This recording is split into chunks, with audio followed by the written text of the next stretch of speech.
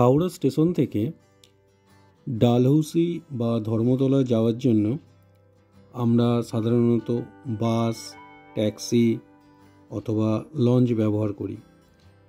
আর এখন নূতন সংযোজন মেট্রো খুব শীঘ্রই গঙ্গার নিচে দিয়ে চালু হতে চলেছে এবং 5 থেকে 10 মিনিটের মধ্যে পৌঁছে যাওয়া যাবে ডালহৌসি বা এসপ্ল্যানেড। তবে সবচাইতে আরামদায়ক হচ্ছে এই জলপথে ভ্রমণ। হাওড়া স্টেশনের পাশেই আছে ফেরিঘাট। সেখান থেকে মাত্র 6 টাকা দিয়ে টিকিট কেটে অনায়াসেই পৌঁছে যেতে পারেন ফেয়ারলি অথবা মিলেনিয়াম পার্ক। 10-15 মিনিট অন্তর লঞ্চ পরিষেবা পাওয়া যায়। এছাড়াও হাওড়া থেকে বাবুঘাট, বাগবাজার, শোভাবাজার এরও লঞ্চ সার্ভিস পাওয়া যায়। আর টিকিট মূল্য খুবই কম, মাত্র 6 টাকা। হাওড়ার ফেরিঘাট থেকে লঞ্চে যাওয়ার মজাই আলাদা।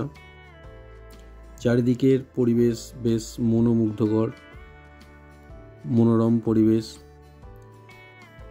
গঙ্গায় ভাসতে ভাসতে চারিদিকের অসাধারণ দৃশ্য।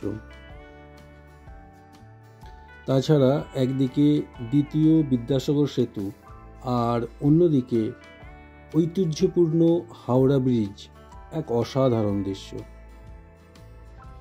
আর এই অসাধারণ দৃশ্যের সাক্ষী হতে চাইলে আপনাকে একদিন অবশ্যই এই জলপথে যাত্রা করতে হবে।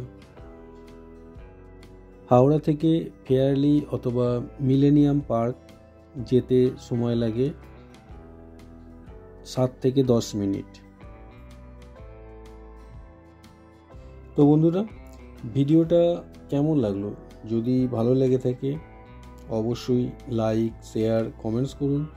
আর নেচার ক্রিয়েশন এই চ্যানেলটিকে অবশ্যই সাবস্ক্রাইব করুন। ভালো থাকুন, সুস্থ থাকুন আর ঘুরতে থাকুন। দেখা হবে নেক্সট ভিডিও। Thank you.